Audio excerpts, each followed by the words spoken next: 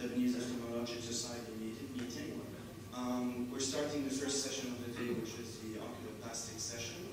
And I have the distinct pleasure to present my dear friend and colleague, Dr. Feiruz Manjan-Davida. She's joining us from Bangalore, India, where she is the head of the HORS, which is the specialty eye care for ocular oncology and oculoplasty, and also the head of oculoplasty at the Prabha Eyes Hospital, and a senior consultant in China. She's had her training in India in Alvi Prasad, and then with the Shields in Wills Eye Hospital, as well as UC San Diego. And she's had many awards, including Best Paper Award many times in a row, and Best Poster Award, and was recently voted as the International Hero of India. Dr. Feiruz. Thank you, Dr. Ramzi, for those kind introduction, and good morning to all of you. So today I'm going to cover on spectrum of eyelid tumors. I was told that it should be interactive, and let's see how we did with it. So these are my affiliation, I have no financial disclosure or interest. As you all know, eyelid tumors has an array, it's classified into different types, and it depends upon the tissue of origin. It could be those that's arising from the epidermis, sebaceous glands, melanocytic tumors arising from the melanocytes, sweat gland tumors, neural tumors, vascular tumors, so on and so forth. So going on to the first case of the day, a very common lesion that you come across in your clinics, as you can see here, reddish elevated papillomatous lesion in the eyelid. What do you think it is? It's a squamous papilloma.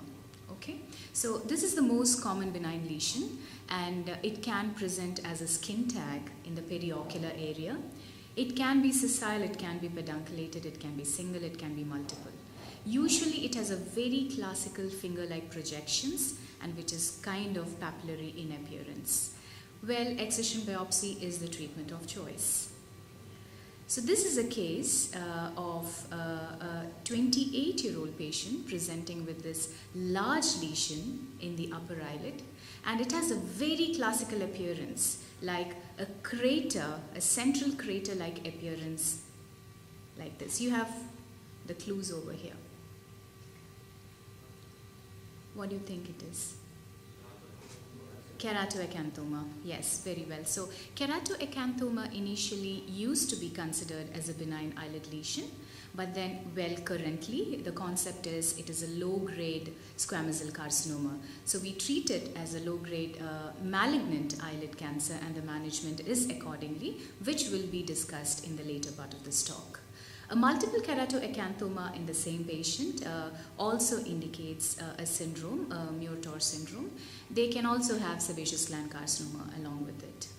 So this is a 54-year-old female presenting with this large, rapidly progressing lesion in the upper eyelid of the left eye. So what do you think it is? So what are the things that you would look for in order to differentiate a benign eyelid tumor from a malignant eyelid tumor is mainly the lashes, the meibomian gland architecture, whether the lashes are intact. Well, it is intact in this patient. The meibomian gland architecture, which indicates the lid margin. If there is a blunting of the posterior lid margin, well, of course, the skin overlying the lesion, whether there is large feeder vessels overlying the tumor.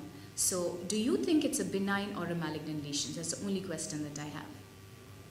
It is a benign. So, in an old patient, a lesion which is progressing suddenly in 20 days like this, what else do you want to look at? It's very important to avert the eyelid. Any eyelid lesion, it's very important to avert the eyelid, especially those which is occurring in an older age patient. And this is a case of epidermal cyst, a simple epidermal cyst of the eyelid. A very quick one. 1.5-year-old boy presenting with dermoid, absolutely, a dermoid cyst. So it can be a subcutaneous mass, and it's usually in the lateral upper eyelid where there is a closure of the embryonic fissure, and it can have adnexal elements lined by keratinized stratified squamous epithelium. Well, the important crux here is you need a CT imaging after clinical evaluation in order to know the depth of this lesion, whether it's pertaining to the eyelid area or even if it's going into the orbit, something called a dumbbell dermoid. Excision biopsy is the treatment of choice. A very common tumor again, an eyelid tumor that presents in most of our clinic. So you can see the translucency, it is transilluminant with a torchlight over here. Cyst of Moll, yes, it's a differential diagnosis. Anything else? So this was a case of ecrine hydrocystoma. A similar thing is apocrine hydrocystoma. If it is not translucent, if the content is more whitish, then it is apocrine hydrocystoma. Well, it is excision biopsy, again, the treatment of choice. Well, you have all the clues over here, so it's easy for you to give me the answer. So this is a young male patient, a 24-year-old male patient presenting with this long-standing eyelid lesion, which is slowly progressive. As you can see here, there is loss of lash. In fact, there is one element of poliosis in this case, which is not visible in this picture. Maybe I'm not sure here. So, is it benign or malignant? Benign, yes, slow growing. Yeah, so this is called trichoepithelioma. So trichoepithelioma is again a benign lesion arising from the hair follicle of the eyelid, but then you can have the malignant variety too, which can be more extensive and rapidly growing. Excision biopsy is the treatment of choice. Very easy one. I'm going to give the answer here. Eyelid nevus.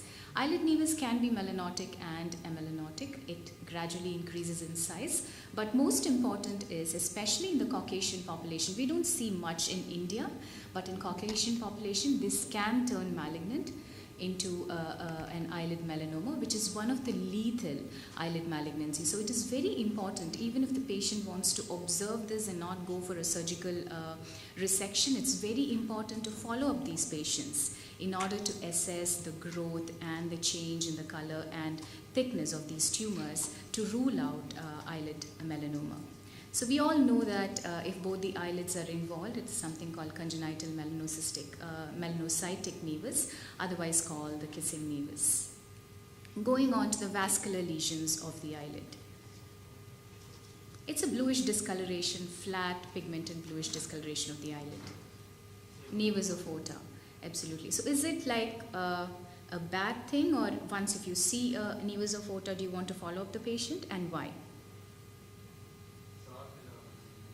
Ocular malignancy, excellent, yeah. So a close follow-up is very, very important. These patients are associated with choroidal melanoma. In fact, this patient, the same patient, I'm not sure whether it's evident here, there is a pigmentation in the sclera. She had a ciliary body melanoma, which extended outside, an extraocular extension of a ciliary body melanoma, which is situated here. So it's very important to have a long-term follow-up of these patients. Although you feel it's just an hyperpigmentation of the periocular area, they can be harboring an intraocular choroidal melanoma or a uveal melanoma in these patients. Capillary hemangioma. So, well, it's also a vascular tumor, otherwise known as a strawberry nevus, classified into the superficial type, the subcutaneous type. It can also be in the orbit, and it can be combined. So, what is more important in these cases? It's not difficult to manage these cases, but it's very important to have a pediatric referral. They can have systemic association, especially if they have multiple capillary hemangioma in the periocular area and other parts of the body. The systemic association, all of us know, Kasabach-Merritt syndrome, Faces syndrome, Maha syndrome, and the sacral syndrome. Why is it important? Because the mortality associated with these patients with capillary hemangioma with associated systemic syndromes is around 40 to 50%. So it's very important for an immediate pediatric referral. So the natural course, it does have a natural course. It has a proliferative phase during the first 4 weeks until 4 to 6 months, the plateau phase and the involution phase. Now, why is this important? It is very important in the management aspect. You all know the recent development in the management of capillary hemangioma is oral propranolol. I'm sure most of you in the gathering uses that. So it's very important to identify the phase. So the effect of oral propranolol is maximum in the proliferative phase. So if it's in the plateau phase, it's not going to be effective. If it's in the involution phase, it's not going to be effective. So it's very important to identify the face. Pathogenesis, the newest theory is the hemangioma placental theory, or the endothelial progenitor cells and the vascular stem cells are also found to be associated with capillary hemangioma. So conventionally, how we used to treat these cases initially was intralesional steroids, intralesional triamcinolone acetonide at a dose of 6 mg per kg body weight. And as you can see here, it really works well, extremely well. But then came this introduction, and the entire management protocol of capillary hemangioma has changed, and this was just an accidental detection by Lebre, who was treating a child with cardiomyopathy with oral propranolol, and then he found that the periocular capillary hemangioma regressed with it. And since then, more than 200 papers on the application of oral propranolol in eyelid capillary hemangioma has been published. So this was a child who was sent to me. The baby was like 3 months when referred to me, and in fact the clinician or the pediatrician noted this lesion over here, sent to an ophthalmologist, and they did various investigation thinking it could be some eyelid tumor. But as you can see here, look for the subtle changes. There are slight reddish discoloration over there. It is a deep capillary hemangioma. It's a subcutaneous capillary hemangioma. So, well, what I did was systemically evaluated the child, and the baby had several other capillary hemangioma in other parts of the body and larger ones in the trunk. So this needed an immediate pediatric referral, and the child was put on oral propranolol, and the dosage that we use is 2 to 3 mg per kg body weight, and taper the dose in halves every 4 weeks. And as you can see here, this is almost resolved, settled, it's more flatter, and it is going into the involution phase. So you are fastening the involution of this capillary hemangioma with oral propranolol. Now the application of timolol maleate on superficial capillary hemangioma has also been explored. Well, we don't get the timolol gel in India, so what I do is, like, I use the eye drops, I soak the gauze with timolol eye drops, and then ask the patient to put it over the face, and it definitely works. Other vascular lesions, bluish in color, not reddish anymore. So what is this procedure? The Valsalva Maneuver, right? Yeah, eyelid varix. Varix can also present isolated in the eyelid, but it's very, very essential to do an imaging in order to know the orbital extension in these patients. Blue cystic lesion, soft, and it is compressible. Arteriovenous malformation. So in arteriovenous malformation, it is very important to do an MR venography, and if required, a DSA, in order to know whether there is any extension into the orbit or into the brain. So something new that we do for the excision of arteriovenous malformation, as you all know, it's quite vascular. If you sit on table to operate on this, it's going to be severe bleeding. So what we do is, like, we actually inject cyanoacrylate glue into the lesion, solidify it, and then excise. I'm just going to show you a larger one over here. Yeah, you can see a large arteriovenous malformation over here. He was imaged, and we made sure that there is no extension into the orbit or into the brain. So after the injection of the cyanoacrylate glue, you can see the solidified lesion, no bleeding at all on table. And this is how it was closed. So, well, this is something that we do for large arteriovenous malformation. Quite easy: Kephale spots, eyelid lesion, mechanical ptosis, a plexiform neurofibromatosis. So how we classify it is into the palpebral form, which affects the eyelid. Predominantly temporal, it can just be a plexiform neurofibroma or a temporopalpebral one. And we evaluate them systemically. We also rule out that they don't have a schwannoma or an optic nerve glioma, which is also more important.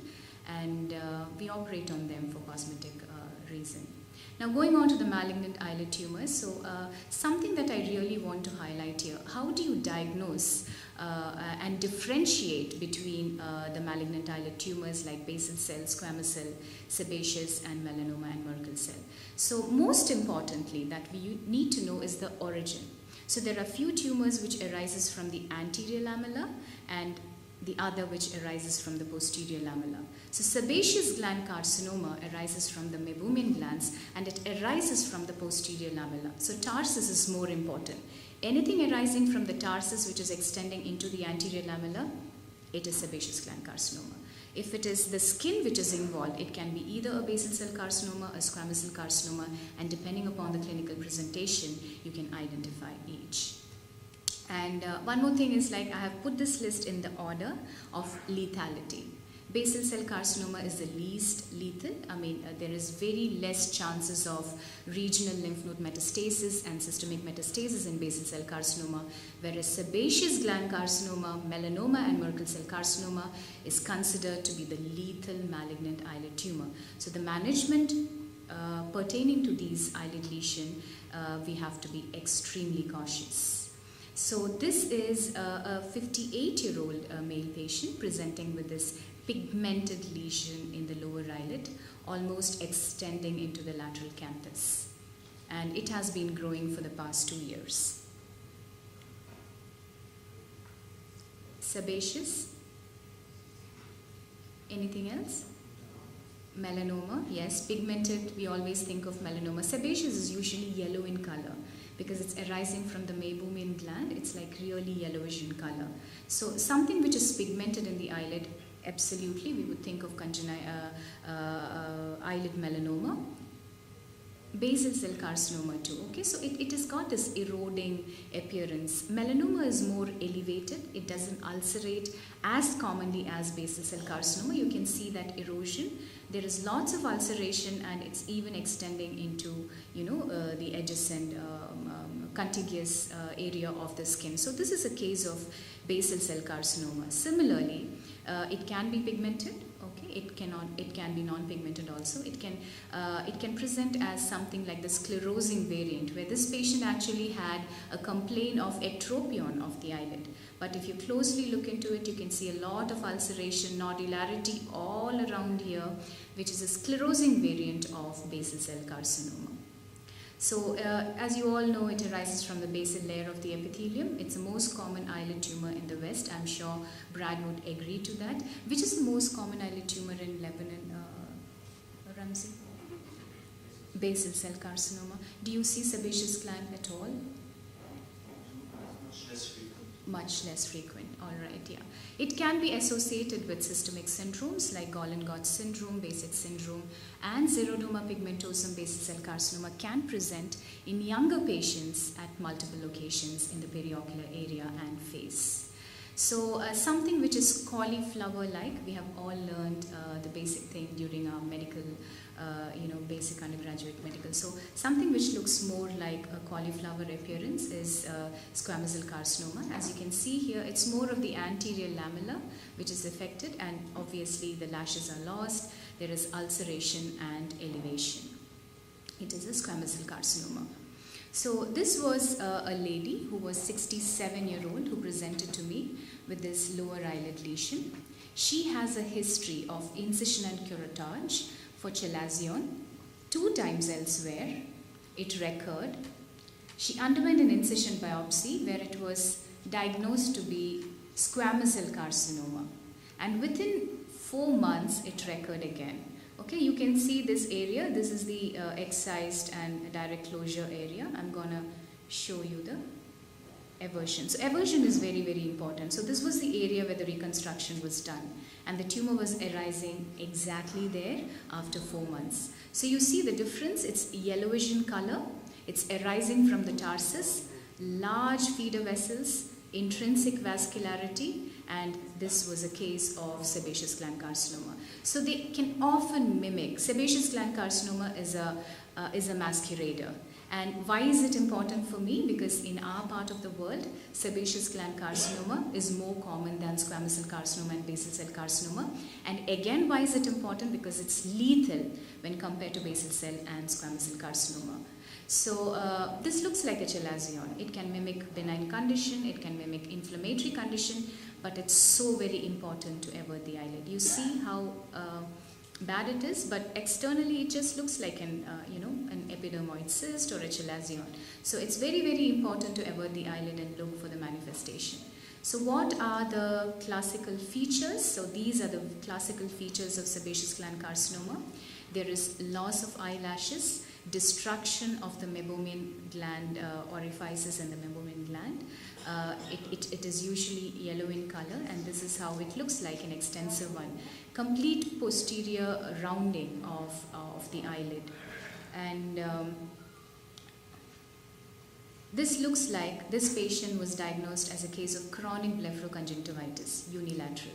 Well, it doesn't look like a very simple blepharoconjunctivitis. He was treated on topical lubricants, he was treated on steroids topical, and he has been going from door to door, from clinicians to clinicians for the past 6 months. But what is very striking here is this yellowish in color.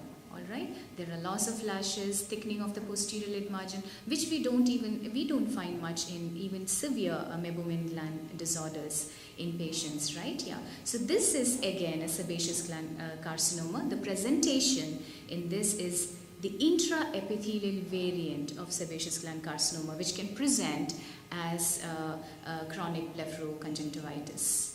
So why is it important? As I told you, it is one of the most lethal malignant eyelid tumors. The recurrence rate is as high as 9 to 36% if not managed appropriately. Metastasis as high as 28%, and mortality reported is 8%. So what is important in these tumors, be it melanoma, be it sebaceous gland carcinoma and Merkel cell carcinoma, we are going back to it again. So it basically depends upon the tumor size and thickness. Anything more than 10 millimeters, if it's multicentric in origin, involving both the upper and the lower lid, pagetoid invasion, these are all considered to have poor prognostic factors from a very important case series presented by Dr. Rao et al. So depending upon the size, you can actually predict the mortality from this paper. More than 20 millimeters, 60% mortality involving both upper eyelid and lower eyelid, 83%, and involving the orbit is 76%. We do classify them according to the AJCC TNM classification. I'm not going into the details of it because it's not too common for you in this part of the world. We have T1, T2, T2B, T3 and T4. We do see extensive tumors of sebaceous gland carcinoma in our practice. So this is a 48-year-old female presenting with this pigmented lesion over here. She says it was tiny to begin with. You know, she had detected it when she was a teenager, but it has been gradually progressing in size. Pigmented, I'm not sure whether it's very visible here, but there is definitely ulceration in the center. There is feeder vessels going into it. So thickness, feeder vessels, ulceration. These are the classical features to differentiate benign from malignant lesion. So this is a case of eyelid melanoma. It can have variable pigmentation. Can have a progressive invasive growth, and it is yet another lethal malignant eyelid tumor which has to be managed appropriately. Reddish in color, like a strawberry, as you can see here, elevated lesion. This is a tiny Merkel cell carcinoma, but still it is quite lethal. Another reddish vascular tumor associated with immunocompromised status. Easy go. Do you want to guess? All the clue is there. Kaposi sarcoma, yes. So we do see quite rare tumors also. We have a population of 1.3 billion. So this is a case of primary adenocarcinoma of the eyelid. So adenocarcinoma, it can have mucinous secretion inside it, very vascular again. It could be primary, but if I find something like this, I would clinically evaluate the patient to look for any other primary site, and in order to classify it as primary and secondary. We can have secondary adenocarcinoma also in those patients who have adenocarcinoma of the lungs and colon. So going on to the management really quickly. So what is a standard of care in the management of malignant eyelid lesion? So primary excision biopsy, of course, with a wide margin clearance. What we follow is, in our practice, is a 4 millimeter wide margin clearance on either side of the tumor with a frozen section margin control. So the 4 millimeter does not only involve the anterior lamellae, it also involves the posterior lamellae, and this in fact reduces the rate of recurrence. A frozen section, we take this lesion, we send it to a histopathologist, and within 15 minutes he gives us a report whether the margins are positive or not. If a margin is positive, we go ahead excising more margin in these cases. Yeah, to wrap it up, yeah, so well. So this is the few cases. Map biopsy, just a quick look into that. If it is a pagetoid spread that you are suspecting, this is how we do it. You can have even squamous cell carcinoma presenting like this. We take 17 sites, 2 into 2 millimeters of the bulbar conjunctiva, the Phoenician and the tarsal conjunctiva, and then number it and present it to the histopathologist. Basal cell carcinoma, often I try to cheat. Not like 4 millimeter, probably 2 millimeter. This is one of the cases that I did only 2 millimeters of frozen section, but then the margin came positive, and then I had to extensively excise it. So malignant lesion, almost the rule applies the same. So neoadjuvant chemotherapy is something that we use for sebaceous gland carcinoma and squamous cell carcinoma to chemoreduce it, and also to reduce the risk of systemic micrometastasis. I'm going to just quickly go through it. Well, in advanced cases, we do exentration, an eyelid sparing exentration, and further to that, we give an exentration custom-made prosthesis. So what is the recent advances? Quickly going to 2 slides, Ramzi, if I have permission. So in basal cell carcinoma, you have the hedgehog inhibitor pathway inhibitor, the airy wedge. I don't have experience in using it because we don't see much of advanced basal cell carcinoma, but it is very much available in the West, and it's used well in these syndromic association of basal cell carcinoma, as you can see here with airy wedge, the vismodegib, the reduction in the tumor. Well, it is also used in eyelid basal cell carcinoma with orbital extension.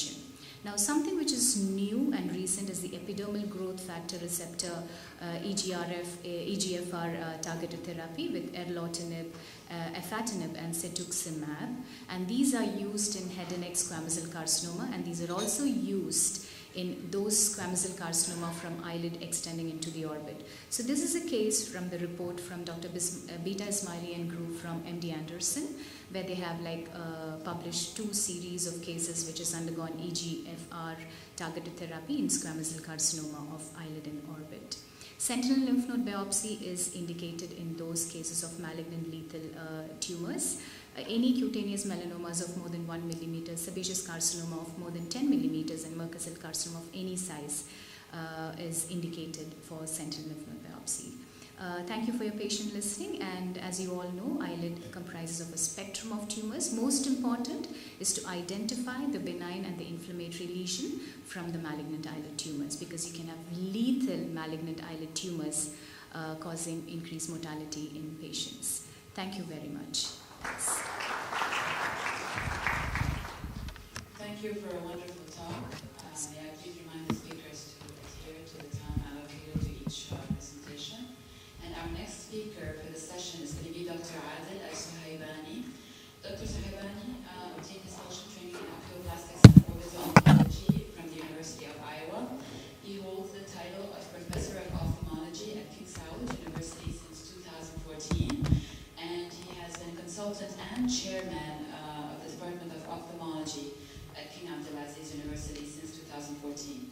He has published numerous articles, more than 45, in peer-reviewed journals. Once again, it's a great pleasure to introduce Dr. Suhaibani. He will be talking to us about reconstruction of the eyelid after tumor resection.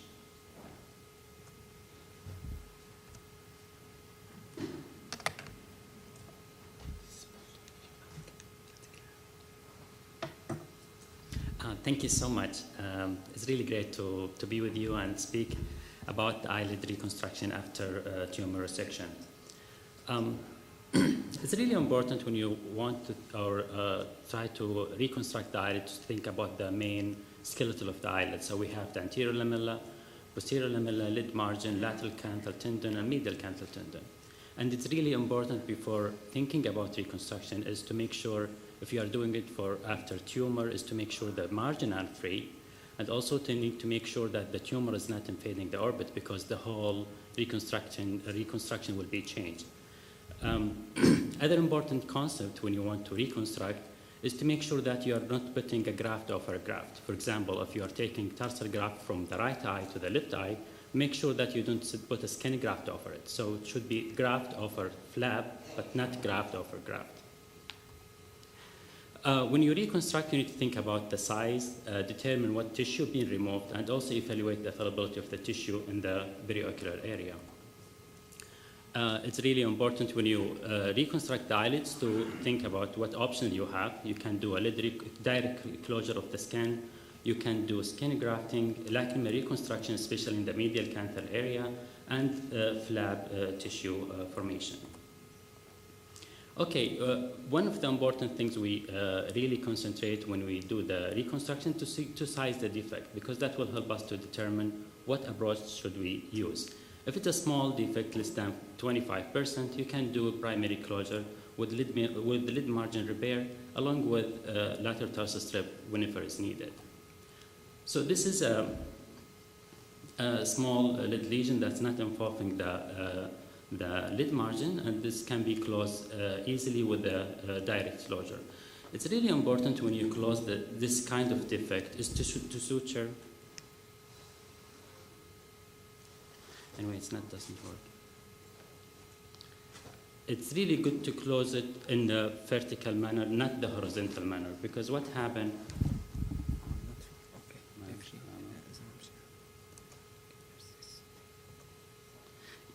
Yeah, it's really closed with the tension coming from here to here, not from here to here, because if you do it from here to here, the tension, that will stimulate ectropion. But if you do it from here to here tension, that will protect against ectropion. It's really important.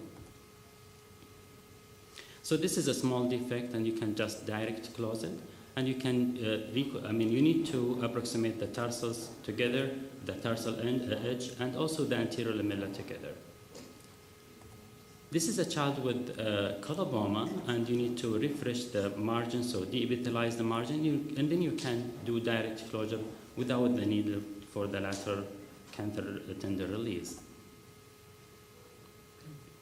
Sometimes we need to do skin grafting, especially if it's only involving the anterior lamella. And here's a good example for this. You see the patient with a big defect here in upper brow, and with the skin graft, this is early post-op and this is late post-op.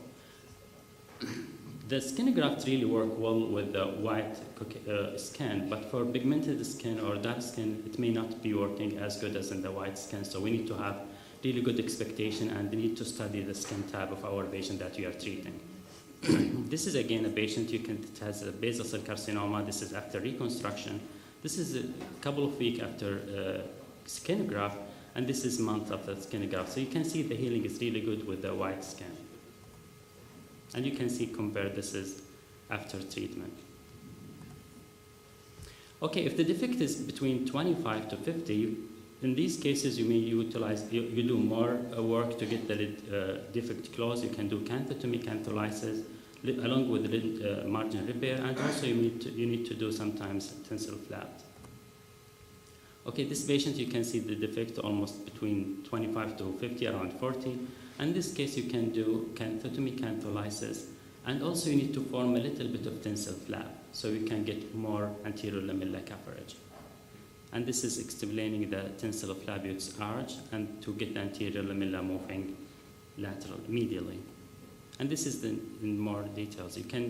First you need to do the canthotomy, cantholysis, create the tensile flap, then after that approximate the tarsal ends together with the absorbable suture. Then after that, the anterior lamella will be closed after moving the anterior lamella with a tensile flap. If the defect is big, sometimes we need to do tissue flap, because skin graft symbol will not be able to cover this defect. And the rotation flap is really working nice for this kind of defect.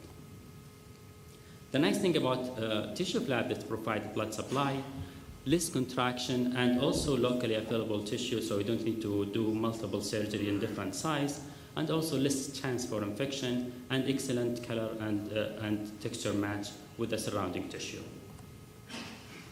So if a patient has a defect that's been more than 50% up to 100%, then we need to do this kind of flaps. So it may compromise more than one thing, so we need to do cantatomic cantholisis along with the lid margin repair. You may use tensile flap whenever it's indicated, use flap or caterpillar flap, and there's other flap, we are going to talk about them in a few minutes.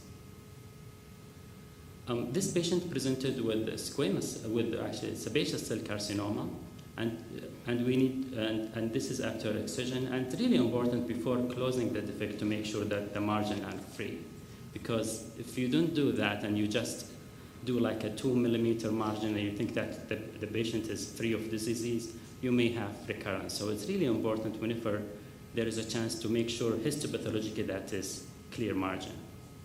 So we did them, then after that we checked the clearness of the margin with the histopathology. Then after that the reconstruction was carried.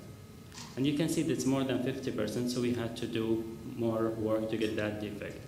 In this patient, I used a periosteal strip with a mucocutaneous advancement flap. And this one, we used a periosteal flap to reconstruct the posterior lamella. Then after that, tensile flap to move the tissue and create anterior lamella.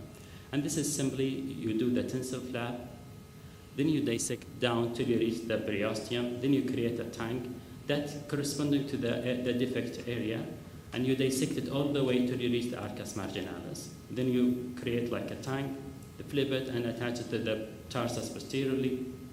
Then after that, with the tensile flap, you rotate the flap and cover the defect in the anterior lamella. And this is a patient, this is him after the excision, and this is a few months after surgery, and this is with the eye closing. If the defect is really big and involving really most of the eyelid, we need to do fused conjunctival flap. With this one, you flip the upper eyelid, then after that you mark at least 2 to 3 millimeter from the lid margin. Then you make your cut in the tarsus, you dissect between the tarsus and the orbicularis. Then after that you continue dissection between conjunctival and mural muscle. Then after that you create the flap, and you take the flap down and attach it to the remaining tarsus and also to the laterally to the periosteum. If you have tarsus, it will be good, otherwise you attach it to the periosteum. Then if there is a redundant tissue, you just advance this redundant tissue as a flap. If there is really short of tissue, you can do a skin graft here because you already have the posterior lamella as a flap, so you can put skin graft over it. Then that you keep it attached. Some people keep it for 3 weeks or 6 weeks. It depends on what you prefer. Then after that, you cut the junction between the upper eyelid and lower eyelid, and this is what you got. For the medial canthal area defect, really there are multiple techniques for reconstruction, and it depends on the size and how big the defect is. But before reconstruction, you need to examine the lacrimal drainage system and see what you can do with it. If you have remaining canaliculi that you need really to reconstruct with the silicone tubes. But if the whole thing is removed, including the canaliculi and the lacrimal sac, maybe you reconstruct, then after that evaluate how is the patient doing, and then manage the tearing or the complaint later on accordingly. If the defect is small, I used to do the rhomboid flap. It works really good in this area.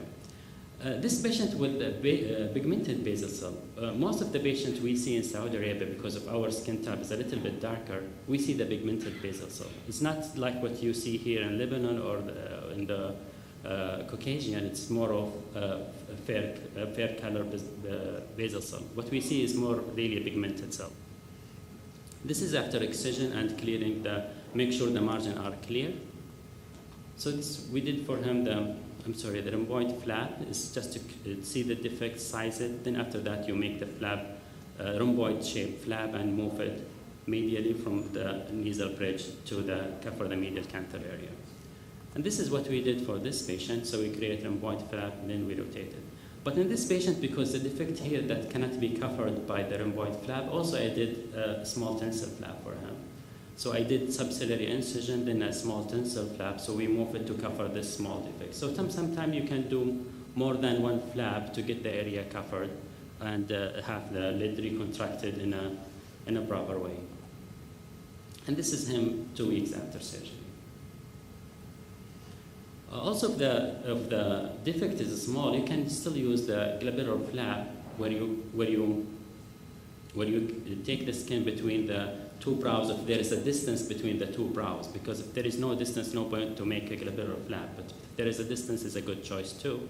And this is like in this patient, you can see the defect here. You reshape the glabellar flap, then you just rotate it to cover the defective area.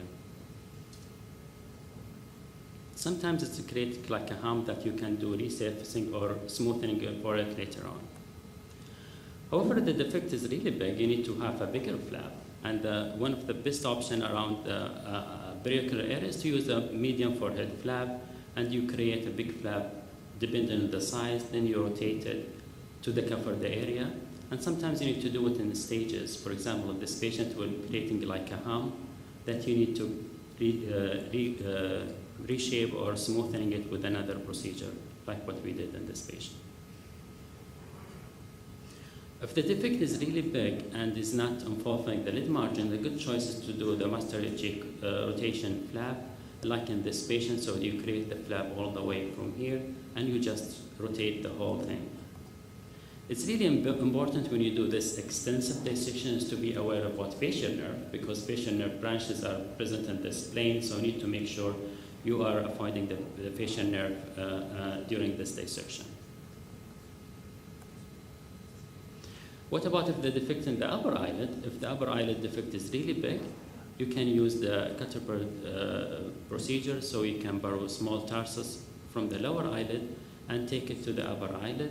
Then after that, you can use the skin graft or the flap itself with the anterior lamella, move it upward. In this patient, they created a conch flap. Then after that, in this patient we put a cartilage flap that taking from the ear as a posterior lamella, because the posterior lamella or the tarsus and lower lid was really short.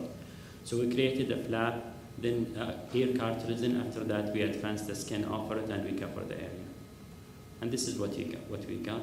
And you keep this one for a few weeks. Then after that, you excise it. And this is the patient after surgery. Other thing you can do is the master switch flap, and this is I found it more really important in children, because you don't have enough of tissue to play around and advance like in elderly patients. This is patient with an incomplete or cryptophthalmos bilateral. So what we did for him is a master switch flap. So you borrow some anterior lamella and posterior lamella from the lower eyelid. Then you rotate it and attach it to the remaining upper eyelid.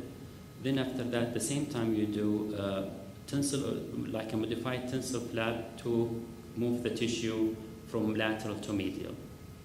And this is the patient. The patient, because of the cryptophthalmos, there is no superior fornix, so we need to create the superior fornix.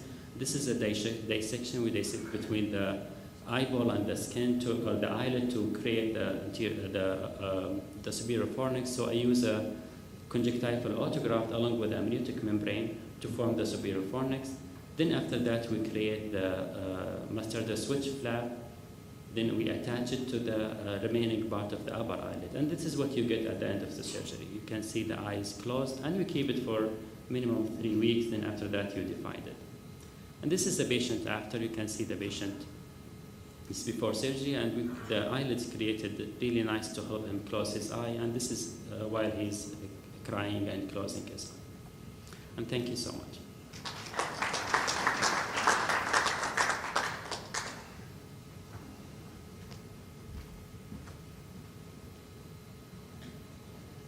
Thank you, Dr. Suleimani, for the interesting presentation.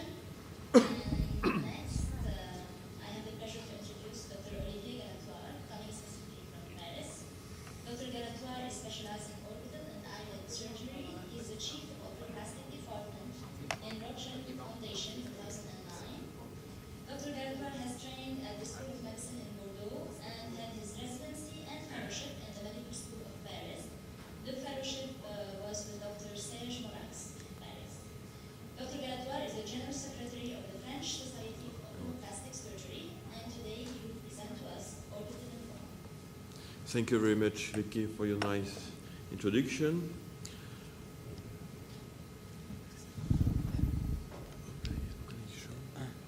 This is the pointer. Yeah, but the big one is... You want bigger? Yes, Okay. the big one you had. Yeah, okay. This That's one? good. Okay. Thank you very much.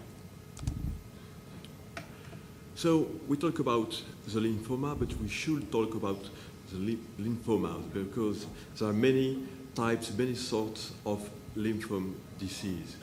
We have to distinguish non-Hodgkinian lymphoma from Hodgkinian lymphoma. This is a lymphoid follicle maturation, and each step of maturation can occur proliferation of malignancy. This is a follicle, as you can see, and we talk about different types of lymphoma on the cells giving the disease.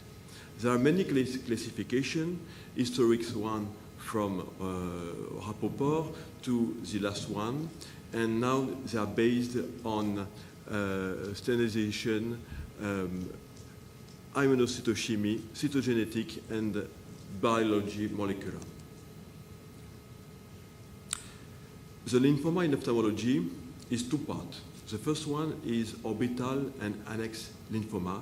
The most part are B cell lymphoma with low grade in 80%.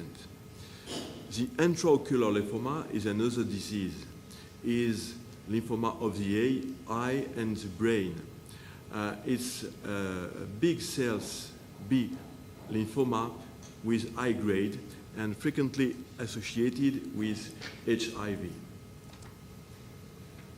Why a conference today for lymphoma? Because there is a literally demographic explosion. This malignancy is about immunology, is not really all known, and the clinical appearance can be difficult. The therapeutic are very large, and there are perspectives for future. The prevalence is the number of cases at what time, and the incidence is the number of new cases for a period. And we can see that the incidence of lymphoma increase in an incredible way from 30 years ago. And many papers from everywhere in the world shown this importance and the evolution and the incidence. This is up to 5% every year. And in Europe and Asia and in America, everywhere, we can constate this increase of the incidence. Why is there any lymphoma into the orbit? Because there are lymphocytes, dendritic cells, and IgG-A. What are the etiologies of lymphoma? There is a genetic predisposition with stimulation immunological and exposition to carcinogenic factors. What are the carcinogenic factors? This is a big problem now, and there are a lot of work about this. And we don't know what we eat, we don't know what we drink, we don't know what breathe, and many factors, extra human, are impacting the apparition of lymphoma. Role of dendritic cells in the activation of this system be shown, but we don't know exactly why the dendritic cells make the activation. The association with some bacteria has been shown, like Helicobacter pylori or Chlamydia psittaci, for example. The orbital and ocular annex lymphoma are from 5 to 10% of extra ganglia lymphoma. Lymphoma is the first tumor, malignant tumor in the orbit. What are the distribution of orbital lymphoma? Only 15% of cases are bilateral, and it's into the orbit in 60% of extraocular lymphoma. The presentation is clinical presentation is very variable. The mean age is 60 years old, and the initial localization depends. Most of the cases are no pain. The evolution is progressive. It's out of palpation and very, very infrequently impacting the visual function. The lymphoma B are very more frequent in than the T1. When it's located in the orbit, there is an exophthalmos, a proptosis with dystopia, diplopia, and few signs of optic nerve compression can occur. When it's about conjunctiva, as you can see, it's a subconjunctival mass with pink salmon coloration typic, as you can see on this slide. On the eyelid, can occur ptosis, mechanical ptosis with eyelid mass. The lesions are local in 70%, with ganglia in 20% only. On CT scan, the lesion is homogeneous, well-defined, with density near muscles, as you can see. Quasi the same density as muscles. They can be anterior to the orbit into the eyelid. Most are extraconic, and the extension can be posterior, deep into the orbit, with a light contrast. On MRI, on T1, the lesion is on hypocynal compared to muscle, as you can see here, muscle and the lesion here, and hypercynal compared to the fat. On T2, hypercynal compared to the muscles. The echography is a very good exam for lymphoma. It's a tissular lesion, hypoechogene with some hyperechogene lesions deep into the lesion. The Doppler is an hypervascularization lesion with a low resistance index. When you suspect a lymphoma, an orbital or eyelid lymphoma, the first thing is to make the biopsy and, if possible, to take off the lesion so that it permits the anatomopathologist an immunohistochemic diagnosis. Then, when the diagnosis is made, we have to make some exams. A PET scan to check ganglia or other lesions, gastric fibroscopy, biopsy, bone biopsy, and other blood exams. This, for example, is an anterior palpebral lymphoma. As you can see, it's just at the anterior part of the elevator, and we can take it off entirely.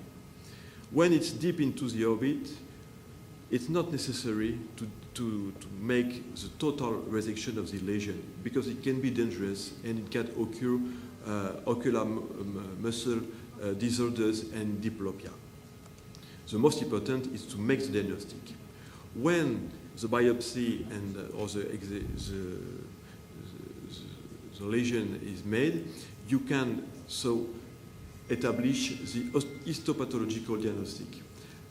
It's been on hematoxylineosine coloration, and the lesion has to be fixed, the tumor has to be fixed on B5, not informal, permitting immunophenotypage and fixation with standard examination. On fresh tissue, we can make immunophenotypage with fluorocytometry and DNA extraction. That's very important to repair the genetics involving the lesion. What's the treatment? The ophthalmologist doesn't decide on itself about the treatment because it's an hematologic disease. So that the decision of the treatment will be taken with a group composed with ophthalmologists, oncologists, radiotherapists, and anatomopathologists.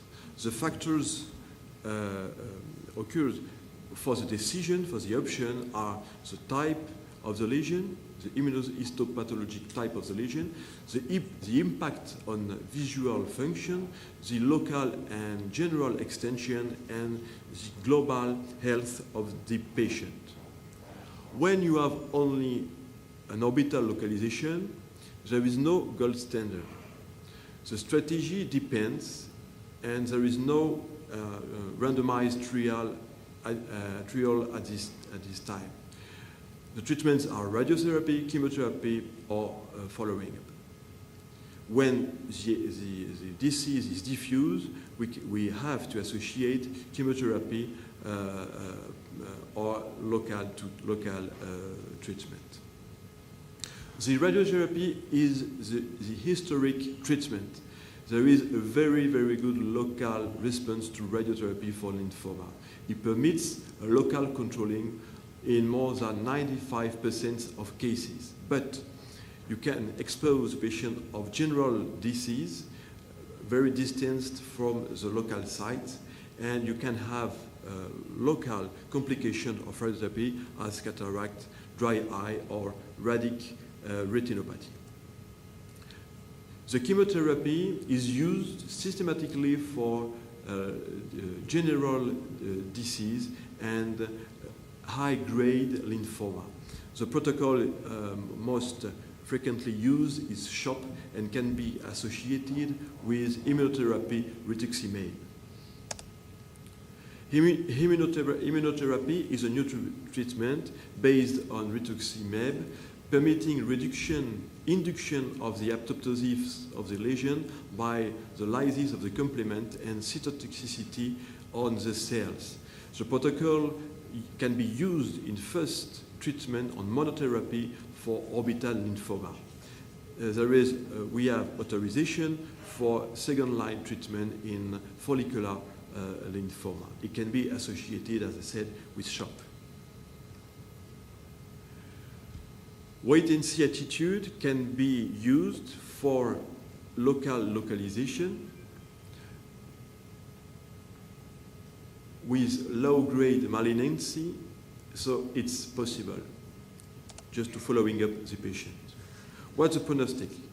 With low-grade, more than 75% of survive at 4 years, and for high-grade lymphoma, 55% of survivance at 5 years.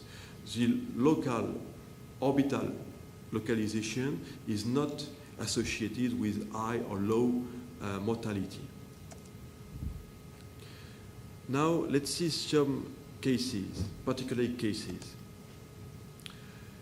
This patient, lady, 86 years old, consulting for right eyelid ptosis, no loss of vision, no pain, fundus normal, with a little limitation of elevation on right eye. As you can see, she has a subcutaneous eyelid mass, right mass. On MRI, we can see this localization of lymphoma, as you can see here, unique lesion. The biopsy permits the diagnostic to establish the diagnostic of mild lymphoma with low grade. No other localization. The treatment was rituximab four times, permitting the total remission of the disease. Another case, this is an only conjunctival localization anterior to the septum localization, subconjunctival, with no loss of vision. On MRI, you can see the little localization just around the eye, and this localization permits the entirely excision of the lesion. The immunohistochemie and the histological examination permitting the diagnosing on B lymphoma with marginal zone type mild, low grade, only following up. Another case, this patient, 79 years old, she had lymphoma with low grade 10 years ago, transformation in middle class lymphoma 3 years after. She chemotherapy already, but she refused consolidation treatment. And 5 years later, she appeared an orbital mass. You can see the mass. We made the biopsy, and the lymphoma transformed in high-grade malignancy, so that we make another protocol of chemotherapy and corticotherapy. You can see the evolution 1 month after the diagnostic with an abundant evolution in the lymphoma all around the eye, all the eyelid, and deep into the orbit. So that she had a palliative radiotherapy, orbital radiotherapy. This case on cutaneous lymphoma treated 15 years ago with radiotherapy, local radiotherapy. He had a recurrence treated by chemotherapy, 6 lines of chemotherapy, and appeared a lesion into the orbit all around the eye. And as you can see, you can make the entire excision of the lesion because it's deep into the orbit, very near from the rectus, so that the total excision is not possible. So we make the biopsy for the treatment. The take-home message is an important augmentation of the incidence of this pathology. This is the orbital malignant tumoral orbital mass more frequent.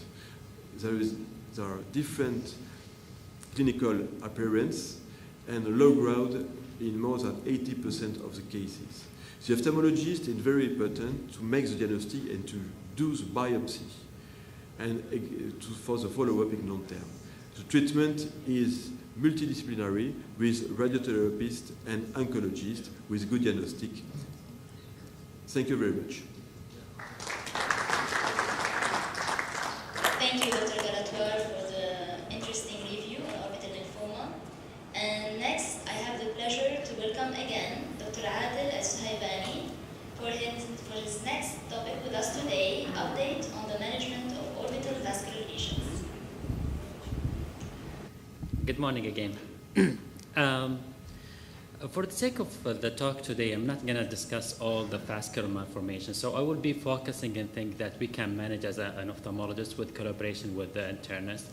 There are more advanced cases with iffy malformation that going deep in the orbit or lymphatic malformation that really need interventional radiologists to be on board. So I'm not going to discuss that for sake of the short duration I have for this talk. As you know, the vascular anomalies are really common, and it's really reported in up to 1% of children.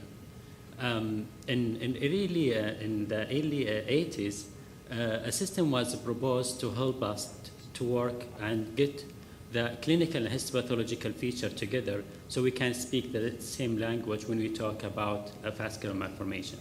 And the system that's proposed in the early 80s became the approved system, and that was called the International Society, and approved by International Society for Study of Vascular Anomalies in 1992. In this system, they divided the vascular malformation or anomalies in 2 components.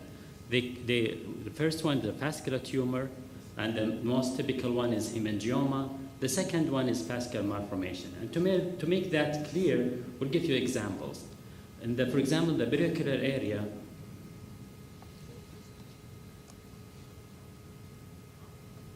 vascular tumor it's a form of with the infantile hemangioma, congenital hemangioma, hemangiobilicytoma, and pericytoma.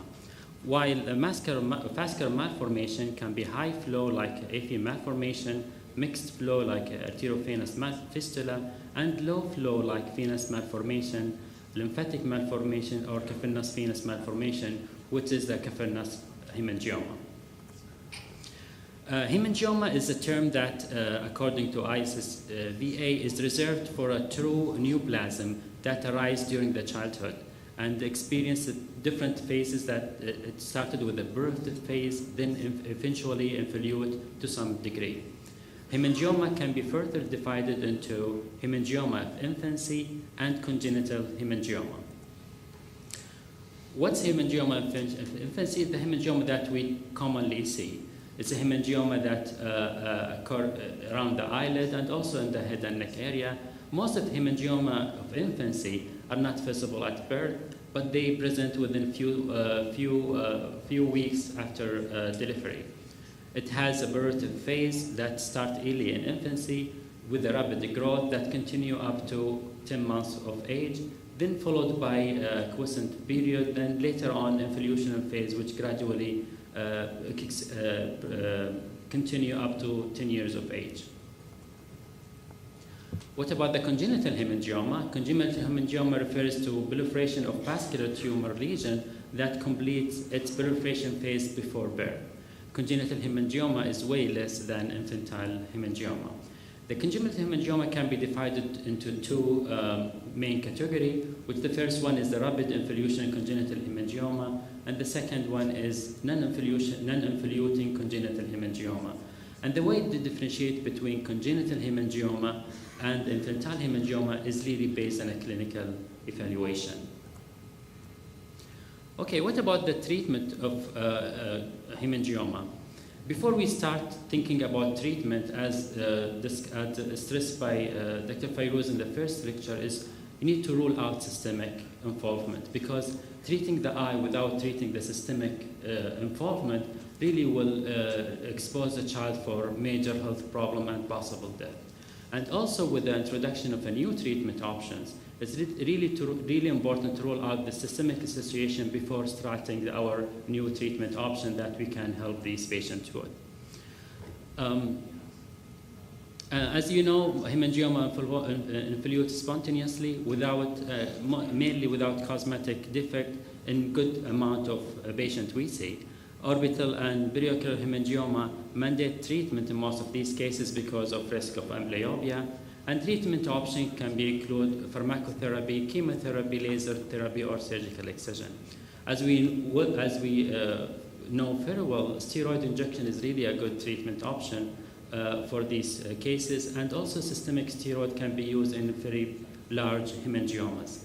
However, in the recent years, the treatment option being changed, and beta blocker becoming really the first treatment option in many situations, and becoming now it's very accepted as a first treatment option.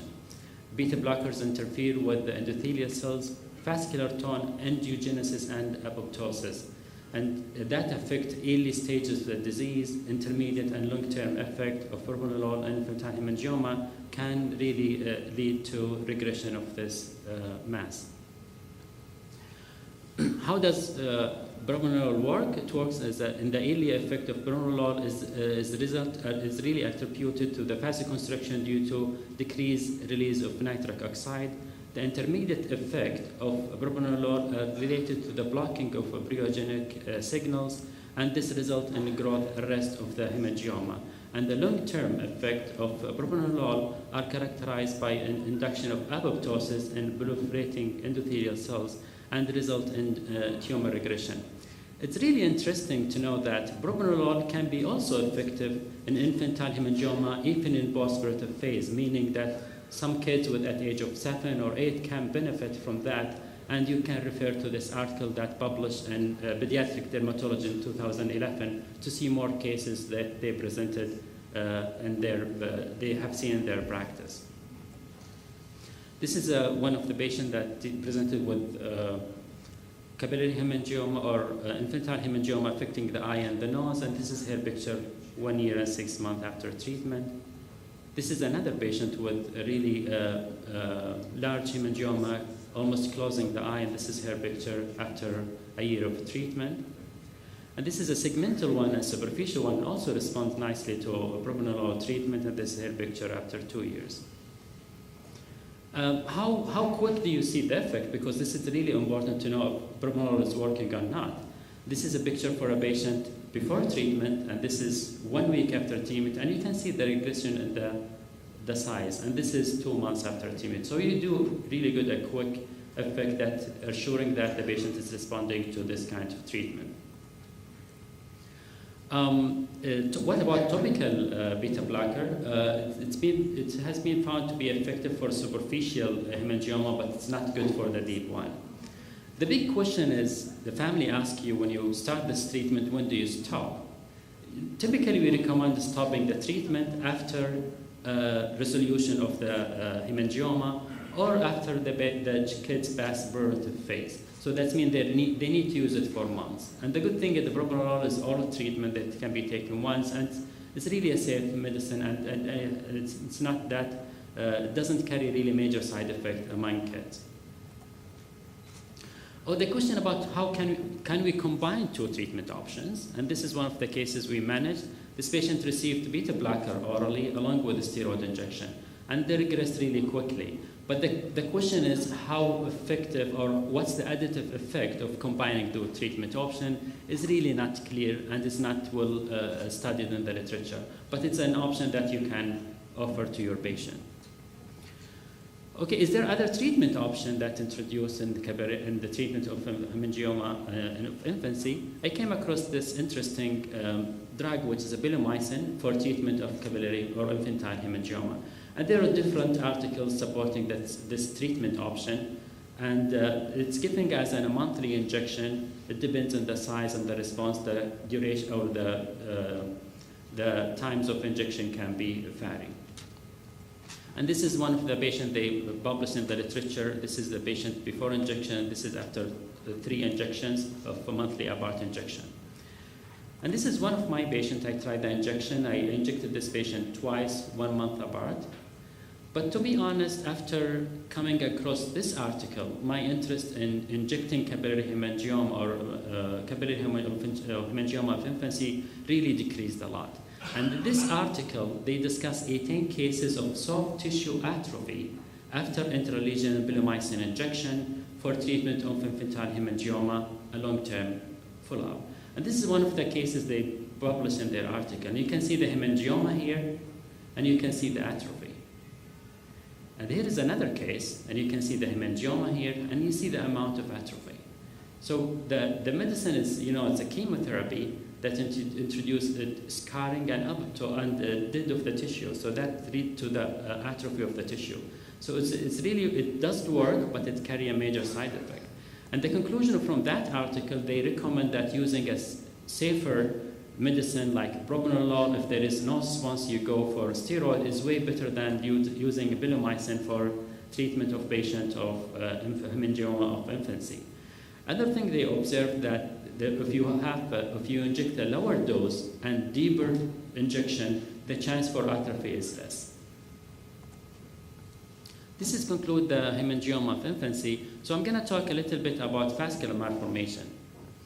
And vascular malformation, according to the new classification, is describing the anomaly of vasculature that present at birth, grow proportionally to the child growth, and have a normal endothelial turnover. It can be divided into venous malformation, capillary malformation, arterial malformation, a lymphatic malformation, and mixed vascular malformation. In the talk today, I'm going to just touch on lymphatic malformation because that we can treat as an ophthalmologist, and we don't need to have interventional radiologists to help us in most of the cases. As you know, lymphatic malformation of the orbit, or what's called lymphangioma, are a type of low-flow malformation with a spectrum ranging from purely lymphatic to combined lymphatic venous malformation. Pure lymphatic malformation of the orbit are relatively uncommon, and most common is the mixed form that we have lymphatic and venous malformation together. Lymphatic malformation refers to vascular anomaly resulting from abnormal lymphanogenesis, and lymphatic malformation accounts for around 60% of all benign lesions in the childhood. Most of these lesions are present at birth and commonly are identified in early childhood.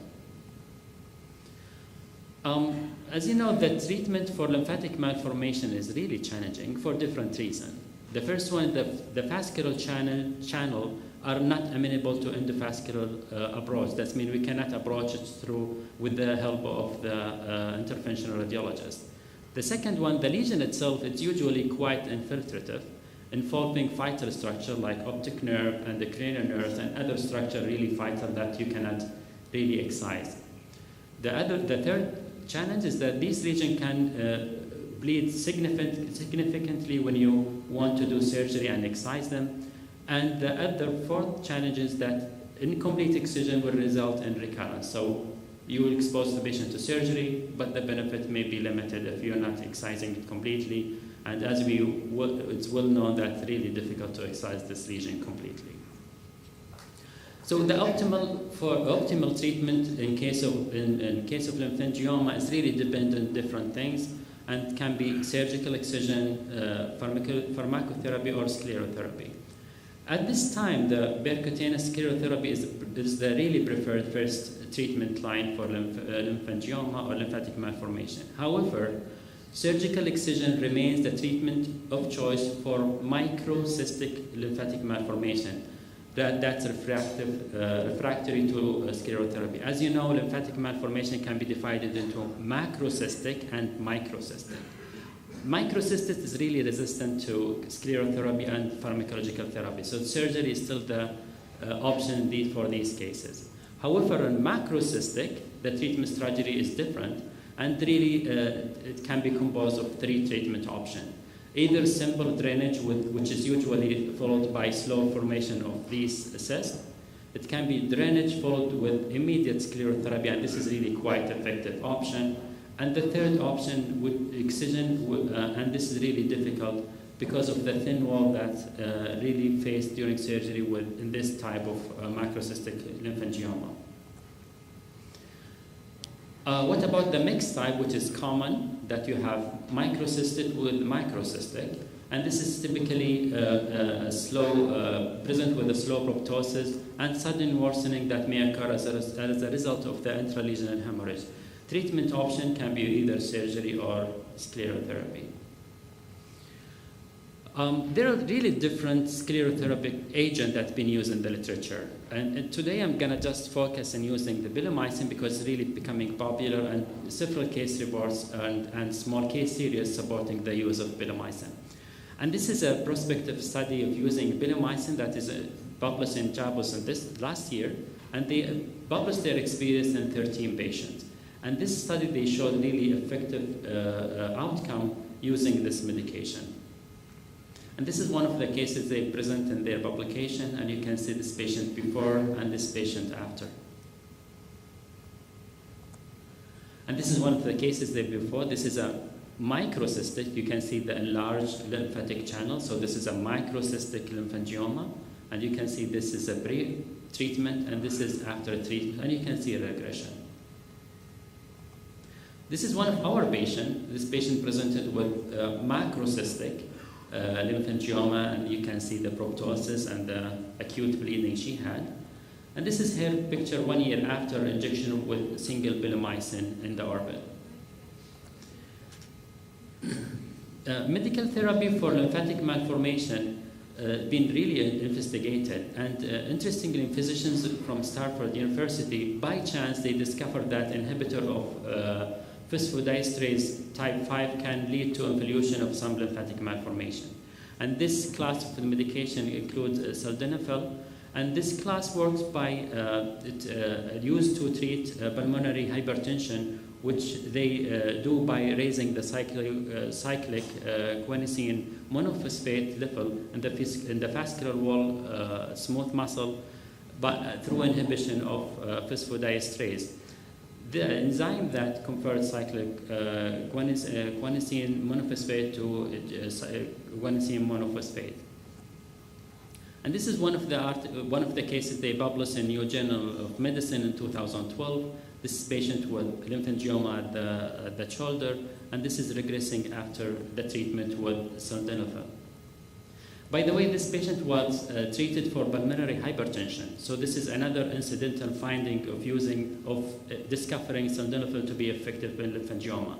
So the primary goal was not to treat the lymphangioma. The primary goal was to treat pulmonary hypertension that's present in this chart. And this is another case published in JAMA Ophthalmology 2013. And this child failed to respond to sclerotherapy, and this is 1 year almost after using sildenafil to treating the microcystic lymphangioma. How does it work? The mechanism is not really well known, but it's thought that by relaxing the smooth muscle, sildenafil may allow the collapse of the cystic channel that would otherwise become dilated and filled with blood and lymphatic tissue. What about the long-term outcome of sildenafil treatment for this malformation? And this is a nice article published in last year talking about the long-term outcome of this medicine. In this article, they reported the result in 12 patients, and the conclusion of this article was that sildenafil is a good adjunctive therapy for lymphangioma. Why they concluded this? Because of their finding.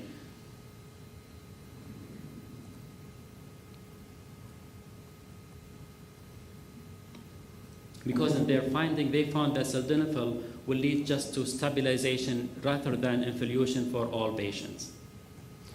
What about other treatment options that recently introduced for lymphangioma? As you know, the mammalian target rapamycin pathway has been associated with lymphogenesis in preclinical studies.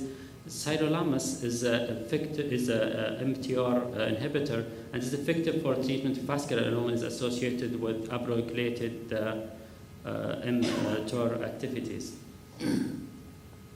Sirolimus is an oral medicine that was given for these patients with lymphatic malformation at a dose of 0.1 milligram per meter square per dose, and this was given for several months for treatment of lymphangioma. The good thing about this medicine, it carries a side effect, but these side effects are transient and also depends on the dose and duration of using this medicine. And this article reported the experience of using sirolimus as a treatment in 19 patients with refractory cervicofacial lymphatic malformation. And in this article, they report a good result from using this medicine. I will share with you some main findings in this article. This is one of the patients they published in their article, and you can see the amount of regression after using sirolimus alone for this patient. In the study of 19 patients in the previous article, 4 patients had significant improvement, and 5 had a moderate improvement, and 10 patients had modest improvement. As you can see, half of the patients, the improvement was not that significant. And they reported that macrocystic lymphatic malformation responds better to sirolimus than mixed type, and also the response was better in younger patients compared to older patients. Sirolimus response appeared to be limited in older patients, especially like patients at 20s and 30s, and also they found that pre-treatment with sclerotherapy really associated with less response. And the proposal for that, the sclerotherapy induces scarring in the lymphatic malformation tissue, so the response to the medical treatment will be compromised. What about combining treatment options in case of lymphangioma? And this is a case report published in 2015. They combined the treatment of lymphatic malformation with chemotherapy, with sirolimus and prednisolone. And you can see the regress in this child after a few months of treatment with sirolimus and prednisolone. So in conclusion, vascular anomalies, including vascular tumors and vascular malformation, are really common during childhood, and we need to be aware of treatment options and complication of these treatment options.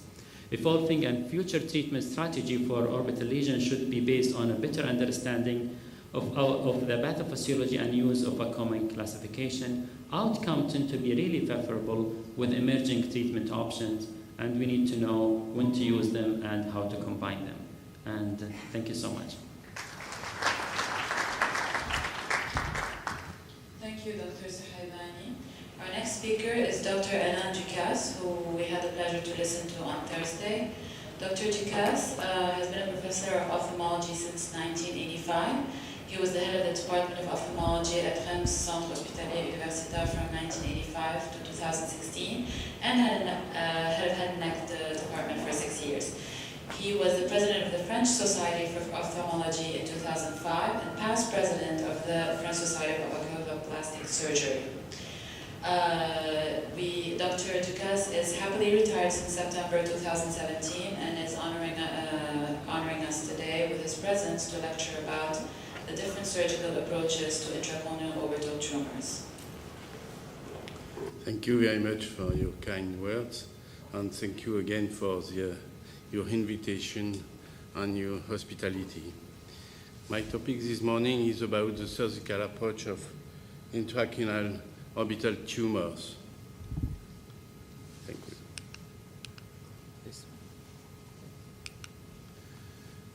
The management of the orbital intraocular tumors may be very difficult. So, for many reasons, the access to the intraocular space is often difficult and risky. The tumors are sometimes few signs of few repercussion or in slow increase. So there are four possibilities. Either an abstention with monitoring in case of a small tumor without optic nerve compression, without signs, or a surgical approach with three main approaches: conjunctival, lateral approach, or minimally-invasive neurosurgical approach. The choice depends on many factors, depending on the tumor itself, the sort of tumor, its signs. Sometimes there is no sign. Its functional repercussion, its evolution, its size, its extension, given by the CT scan on the MRI, its vascularization, given by the ultrasonography with Doppler color, its benign or malignant nature, its further treatment, if it is surgical or not, as a lymphoma or metastasis or rhabdomyosarcoma, and above all, its location. Is there intraconal tumor only, or is there a tumor between the cone and the extraconal side? Is there a deep tumor in the orbit or more anterior tumor? Many factors also well known about the patient: his age, his general and cardiovascular condition, the possibility or not of general anesthesia, the presence of allergy, of a treatment as anticoagulants or a pacemaker. The ocular condition as a sick side, what is the visual acuity? Is there anomaly as height myopia, or ophthalmos or microorbit with a few space behind the eyeball? And what is the proptosis? Is it important or not? How is the visual field? Is there diplopia? What is the intraocular pressure? Is there a papilledema, or are there choroidal folds, or are there no signs of this tumor? But also at the opposite side, is there a functional eye or not? What is its visual acuity? Is there an ocular disease as glaucoma or maculopathy? And usually we have to perform a surgical treatment. It must be the easiest as possible, by the most direct way, with fewer complications, usually under general anesthesia. The oldest approach is the lateral approach with bony deposal, called the crown line operation, with or without a section of the lateral rectus. The main risk is the diplopia. We have two possibilities of cutaneous incision, as you can see here, in the eyebrow or in the upper crease. You can see here the lateral wall of the orbit, the tumor after removal of the bony, of the bone. Usually it is necessary to take drainage after removal of the tumor. And we set the bone in the end of the intervention with a suture of, and now with platinum titanium plate. And this is at the end of the intervention. You can see on the short video after the intervention. Oh, excuse me. On ne part plus du coup.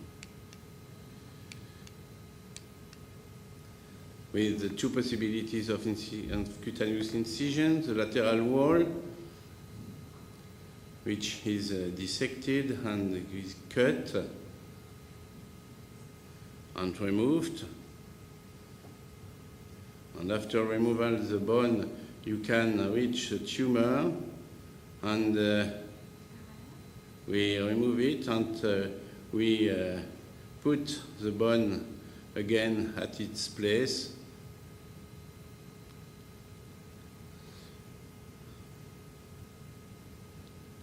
Here we suture, we put a drainage, and we close the skin with a vicryl or nylon, and at the end of the operation. The second way is the conjunctival approach, which can be alone or with a cutaneous approach. In my hospital, we do only a conjunctival approach alone, especially for cavernous hemangiomas on biopsies. Not many complications, it's a good way. You can see a short video too with a cavernous hemangioma.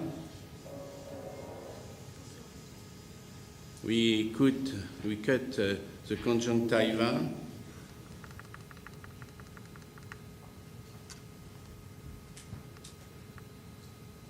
And we put the muscles on with hooks, and smoothly and slowly we reach to behind to the eyeball, to the tumor, and we put the tumor outside of the orbit. And after we have to close the conjunctiva. Another case. In this case, we have to cut the inferior rectus to reach the tumor, which is more hemorrhagic. You can see here, it is important to do this technique slowly and with time. And we look at the pupil, and the tumor is removed, and you can see here a small mydriasis, and we close the conjunctiva, and the operation is finished. The mini-invasive neurosurgical approaches are more recent by cutaneous incision with two possibilities in the eyebrow or in the eyelid, in the crease of the eyelid. We remove the superior orbital margin with respect of the frontal sinus, if it's possible. We open the orbital periosteum. We stay strictly extradural as possible. You can see the incision of an eyebrow approach. The opening, the orbital margin, the post, and the tumor, which is removed here with the cavitron.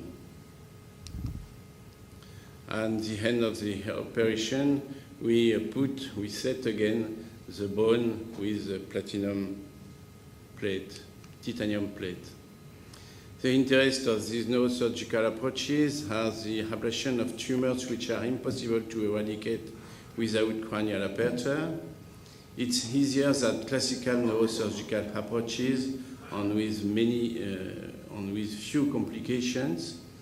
It is important to not open the dura mater. The scar is not most visible, and we can use neuronavigation, endoscopy, microscope, cavitron, etc. The most important complication for all these surgeries, the main complication is blindness.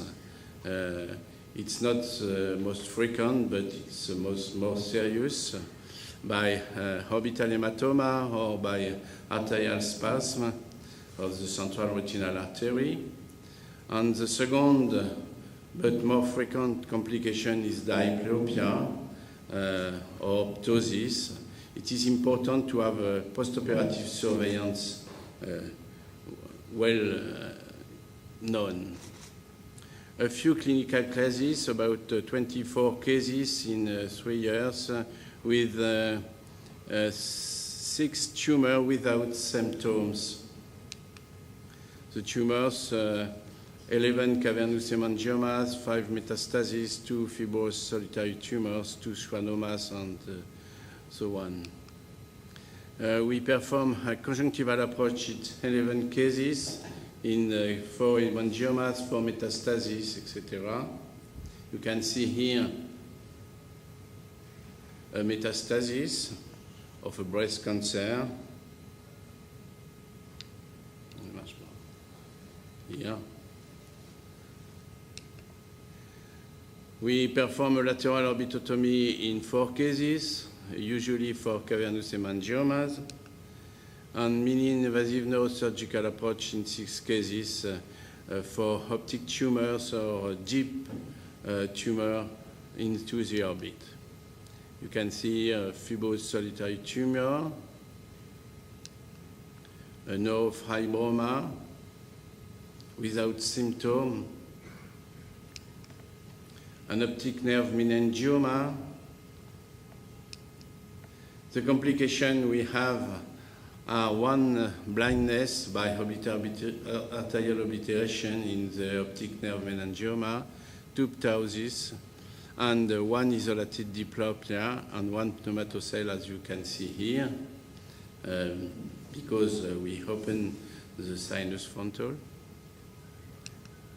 In conclusions, the choice is often difficult, and there are several factors we can know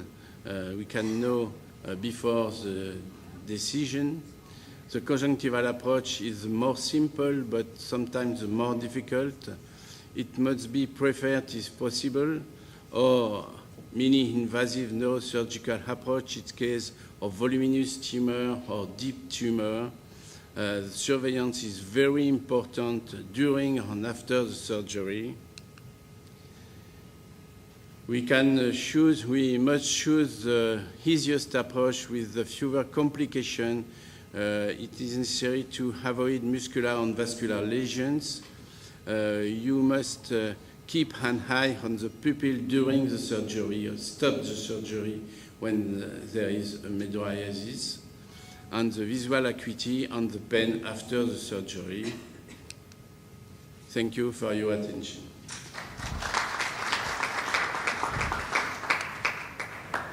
Thank you, Professor Lucas.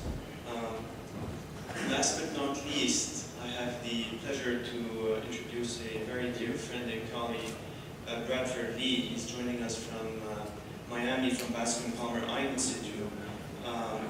Bradford had attended his medical school at Stanford, and then went back to the West Coast, to the East Coast, to Bascom Palmer for residency, and then back to the East Coast for San Diego China Eye Institute for fellowship, and now is back at Bascom Palmer Eye Institute. He is the 2016 Marvin Pickard Prize recipient, and now we'll be changing our mood to talk more cosmetic about lower blepharoplasty, a customized approach, when to regrade, when to reduce, and when to augment. Bradford. Thank you so much. Thank you to the scientific committee for the opportunity to be here today. It's a great honor to talk about oculoplastics and aesthetics in a country well known to have the most beautiful people in the Middle East. So there should be a lot of interest about aesthetics. I'm going to be talking today about how to really customize the fat management in your lower blepharoplasty. So first I'd like to start off by talking a little bit about features of the youthful lower lids. When we look at pictures of people with youthful looking lids, you'll notice that the lower lid appears vertically short. There's no visible fat prolapse, no bulging. There's a very smooth transition between the eyelid and the cheek, and there's no significant hollowing along the inferior orbital rim, or what I'll refer to as the periorbital grooves. Now, if you look at 4 different patients that I selected from my clinic, you'll notice that there's a lot of variety in terms of how the lower lids can age. If you look at the amount of orbital fat prolapse over here in the upper left, you see it looks like a continuous prolapsing pad, almost, even though we know there's 3 pads in there. In the upper right, you can see more distinct fat pads prolapsing, as well as extra skin, lower lid laxity. In the bottom right, you see again some fat prolapse with the periorbital grooves along the orbital rim, a little bit of extra skin. And then on the bottom left, you see there's a prominent hollowing along actually below the inferior orbital rim in the medial, the deep fat pads of the cheek. So I like to show this slide over here because when your patients come in complaining of bags and dark circles under their eyes, this is what's actually going on. You're looking at the fat prolapse, the shadows, and the volumetrics of the lower lids. So on the left, you have a patient where they're being overexposed by a face-on flash, but more realistically in everyday life, we have overhead lighting, and when patients look at themselves in the mirror, they see the fat prolapse and the shadowing underneath that prolapse along the periorbital grooves. So in order to help figure out and understand why this is happening, you have to go back to anatomy. So we talk about what's called the double concavity, and here you see that there's the fat prolapse here. It dips in right at the arcus marginalis onto the orbital rim, and then you have the contour of the SOOF and the fat pads of the cheek. And if you look at a schematic in the sagittal section, the fat pads are prolapsing over time as the orbital septum attenuates, and you get that herniation of the fat. And then you have this really critical part over here, the arcus marginalis, where the septum inserts on the orbital rim, and that happens across the entire orbital rim, and that's what gives that appearance of the bulging, the periorbital grooves, and then the convexity of the cheek. So our goals in managing the fat in an ideal situation is to remove that excess fat herniation, restore the volume to that hollowing along the periorbital groove, and in doing so, you get a blending of the lid-cheek junction.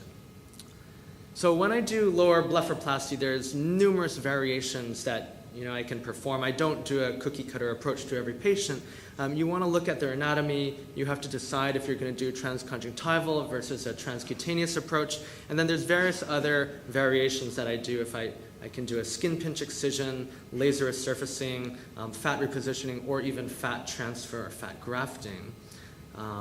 And my customized approach, I kind of think of it, I simplify it in this way. If you have a lot of fat prolapse relative to the amount of hollowing, you can oftentimes get away with a traditional, old-school subtractive blepharoplasty where you just take off fat. If you have some fat prolapse but some hollowing along the periorbital grooves, I typically excise some fat and reposition some fat below the infraorbital rim. And I'd say this is the majority of the lower blepharoplasties that I do. And then finally, if you have significant hollowing, especially along the periorbital grooves and down into the SOOF and fat pads of the cheek, you have to consider volume augmentation to have a really optimal result.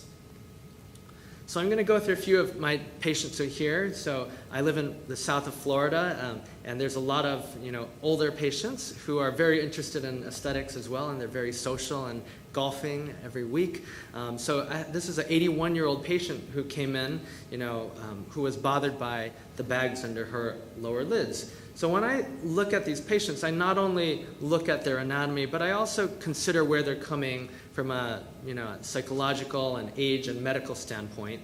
And in this type of patient, you can see various signs of aging. She has brow ptosis, she has hollowing along the superior sulcus, she has deflation of the brow fat pads, she has a fat prolapse, there's a little bit of a periorbital groove, and she also has devolumization in the cheek. But this patient is 81 years old. She's in the 9th decade of life. She wants some improvement of the bags. She's not looking to look 30 years old again.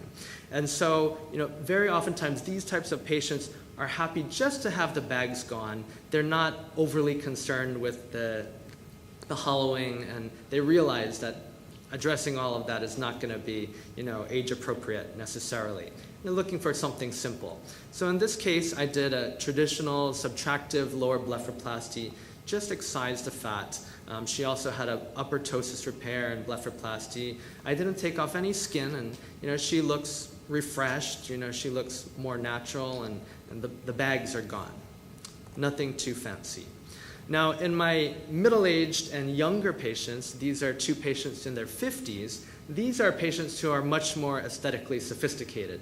They're the ones who have read numerous aesthetic blogs online, they've read magazines, they've had friends who've gone to the dermatologist and had fillers done, and they're certainly aware of the concepts of the nasojugal groove, the tear troughs, hollowing, fillers, revolumization. And so you really need to think about and address these concepts to make these patients happy, because they are much more aware of little subtleties and they want more close to perfection. So in addressing these patients, again, this is my majority of patients, and I go back to, in America we have a story of Robin Hood, and the legend has it that they were a group of bandits who would steal from the rich and then give it to the poor. And I like to relate that to this type of scenario where we take the excess orbital fat that's prolapsing out, where you have too much, and then actually redrape it and fold it into the grooves where you have devolumization, and thereby, again, you get the blending of the lid-cheek junction. There's various techniques that people do in terms of fat redraping. I personally like to just redrape the nasal and central fat pads. I more commonly excise and redrape. There's some people who will redrape in a supraperiosteal approach with all of the sutures being internalized, and there's other people who will externalize the sutures, redraping it subperiosteally.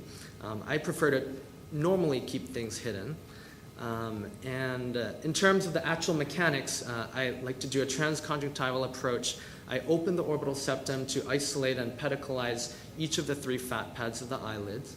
I typically will excise some fat, and then I'll create a preperiosteal pocket, and then redrape the medial and central fat pads. Here you can see that the orbital septum has been opened, and you can very nicely see the central and medial fat pads separated by the inferior oblique muscle. Here I've exposed the orbital rim in a preperiosteal plane, and then down here I've already pedicalized and redraped and passed the suture through the periosteum, and you can see the Whitnall's ligament over here. And then I tie it off, and you can see that the fat pad is covering, it's bridging the orbital rim and trying to soften that periorbital groove. This is an example of that patient you saw earlier after fat redraping with some excision and a skin pinch excision.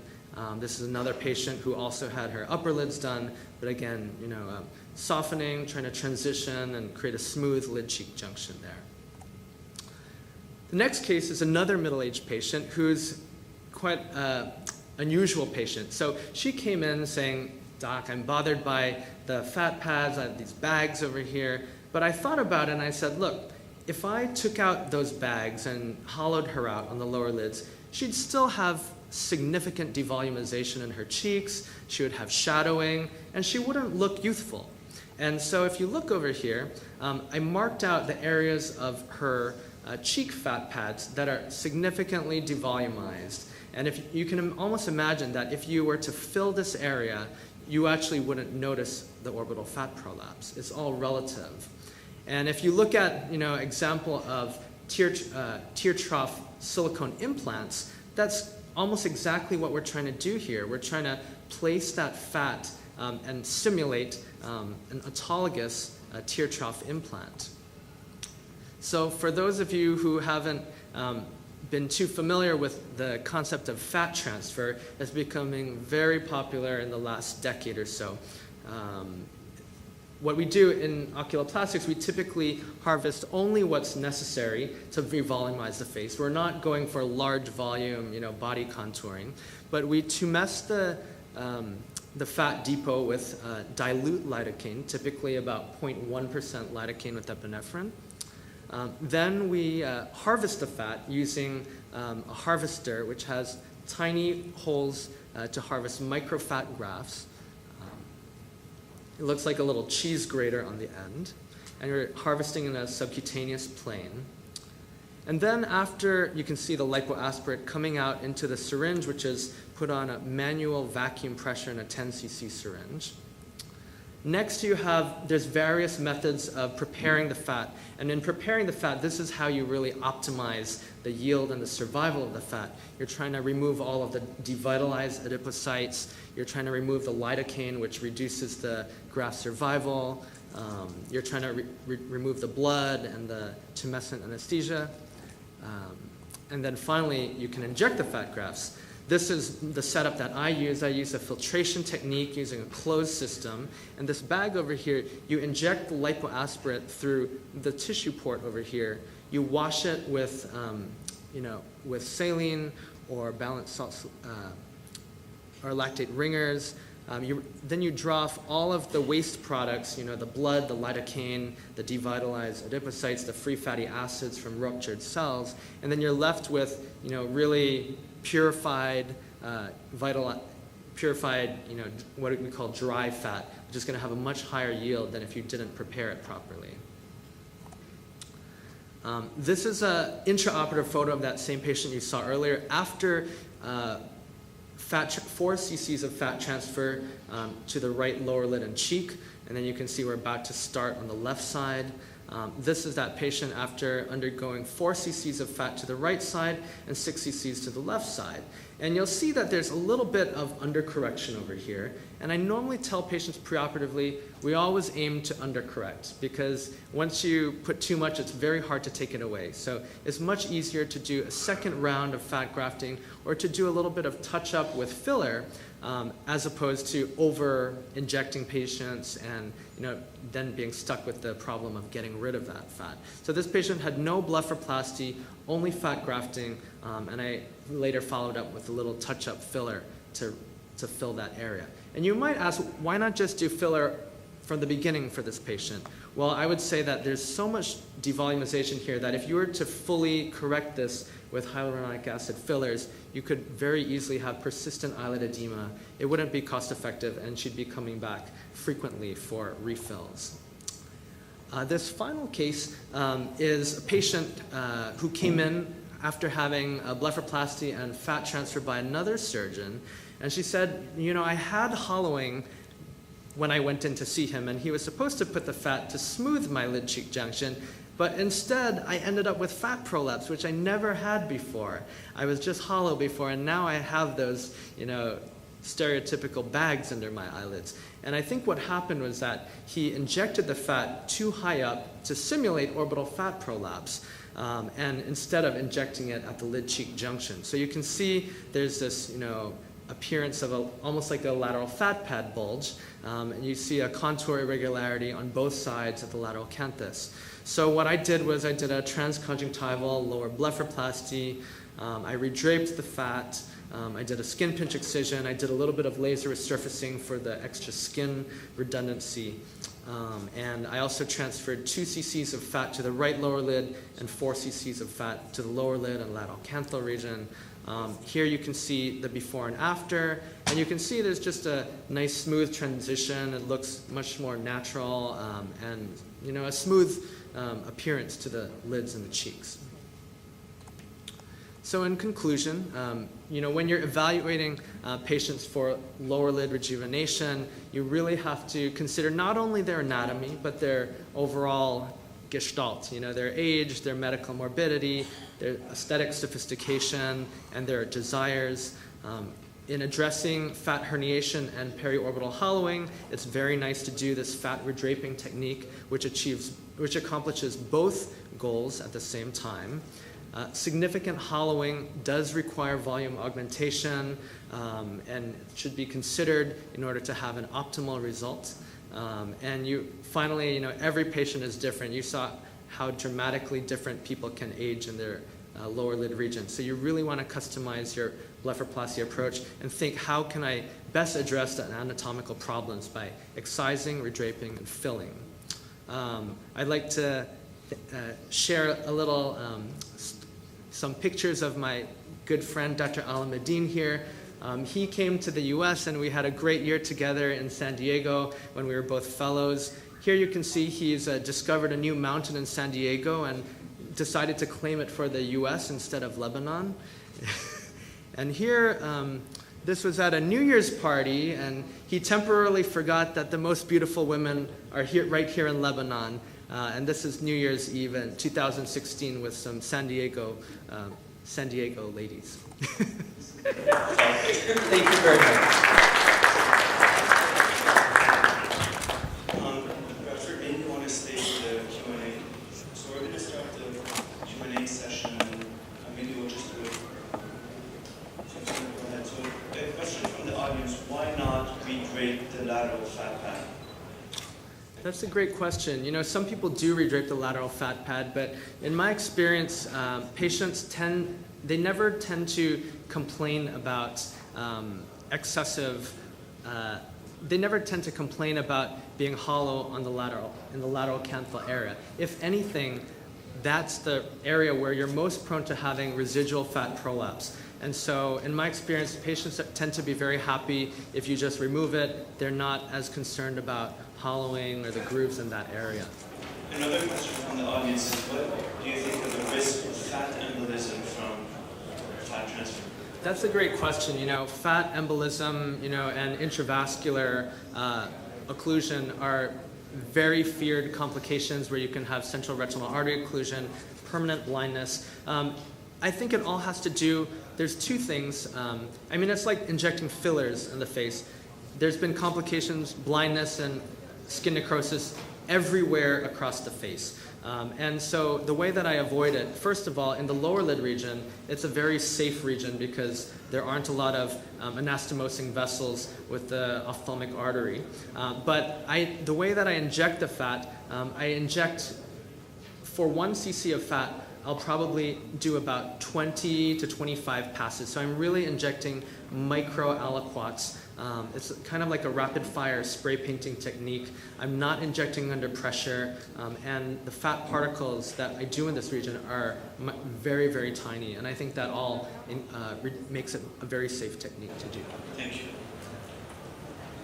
So just for everybody to know that you can download your pictures from the Facebook page of the LOS meeting. And my next question is for Dr. El-Suhaibani. Thank you, Dr. Lee. So after rhomboid flap, do you take into consideration the tearing problem after sacrificing of the lower punctum? But I guess if we sacrifice the lower punctum, it's because of the tumor, not because of the flap. So when you reconstruct, do you really worry about just that the lower punctum has been sacrificed? Do you rely on the upper punctum alone? Yeah, whenever there is a lacrimal drainage involvement, you put a silicone tube to maintain that one, then you start your reconstruction. If the whole lacrimal system is sacrificed, what I recommend is do the reconstruction, then you assess. Because most of these patients, they may not complain later on, or they have a mild tearing problem. But the rhomboid flap is to cover the defect in the medial canthal area, so it's really far from the lacrimal drainage itself. Do you ever do primary reconstruction with a glass tube? I never done it. Just wait and see, make things heal up. Then, because tearing is not a major issue, and also when you want to do joint tube, because of the healing and the healing in that area, joint tube may be displaced. And joint tube, one of the major issues is migration and displacement in a patient that need not been operated before in that area. So why to rush? Thank you. Thank you. So, Nani, a question for Dr. Firuz from the audience is, what do you make of the risk of apnea and bradycardia using beta blockers for infantile management? And so the initial reports, the ophthalmologist and the oculoplastic surgeon was really concerned about bradycardia and apnea, which is part of the side effects of beta blockers. We always take the recommendation from the pediatrician, and they are systemically evaluated initially before we go in for the treatment, so that way we are ruling out any other morbidities associated or contraindications for beta-propranolol. So far, in the patients that I have treated, I have never come across any major side effects. So initially, I used to take a lot of referral from the pediatricians, but now I think because so far in our series of cases we have not found these complications, so we ourselves go ahead prescribing the medication. And another question is about the use of cyanoacrylate in vascular lesions. The question is if there are any safety issues, and I would add to that, do you look for any branches that are extending more posteriorly? Exactly. Yeah, so I think I did highlight that fact. So we do take this management modality as a part only after ruling out, an MRV or a DSA if required, to rule out whether there is any internal extension into the orbit or into the brain. If it is not there, and only if it is limited to the eyelid, that's how we go ahead. Now, injecting the cyanoacrylate glue, a small tip, you should try to inject more into the lesion, but not into the skin, because it can cause a vascular necrosis of the skin, and then you can land up with the gaping of the wound that you have done. So it should be right deep into the lesion. Thank you very much. My pleasure. Thank you. Question for Dr. Ducasse is, what do you think of the use of cryotherapy in assisting to deliver intracorneal lesions? How often do you end up using that modality?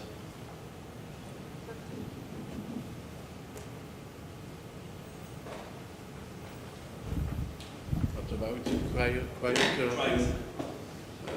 Cryoprobe, I mean, sir. What? The use of the cryoprobe to attach the lesion to cryotherapy. We can use the cryotherapy on you, or you can remove the blood by aspiration into the cavernous hemangioma. The big problem is when it's not a cavernous hemangioma and solid tumor, and it's less easy to remove it. But cryotherapy, yes, no problem. And how often do you how often do you encounter any damage to the optic nerve vasculature from optic nerve meningiomas? We have only one optic nerve damage. In case of optic nerve tumor as optic nerve meningioma, usually when it's another tumor as neurofibroma or schwannoma, the optic nerve is near, but we don't damage it. The problem is when it's a tumor of the optic sheath of the optic nerve. Yeah, optic nerve sheath meningioma. But usually we not operate these tumors. But the case there's damage, significant damage to eyesight. Yes, we put radiotherapy for the optic nerve meningiomas.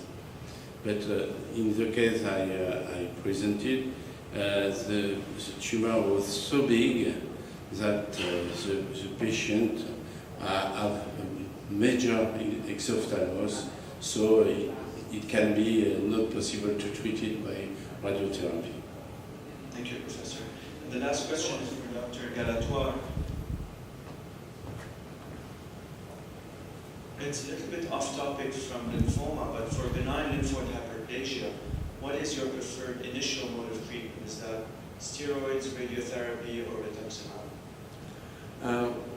It depends on the age of the patient, Where it's very local lesions, we can only follow up and see what happens. For extensive lesions, radiotherapy is a very good technique because it's like snow on the sun, you know. It's very decreasing very quickly, and that's for extensive lesions. Radiotherapy is, in my opinion, the best technique. And what about the side effects of radiotherapy? Would you account that Yeah. in your opinion? But if the patient is aged, and you can do it, you know, and so you have to check and be sure of your radiotherapist, and the collaboration is very, very important, and you have to find a radiotherapist who knows and who is interested in orbit. Thank you very much. Thank you for the panel. It was a wonderful discussion.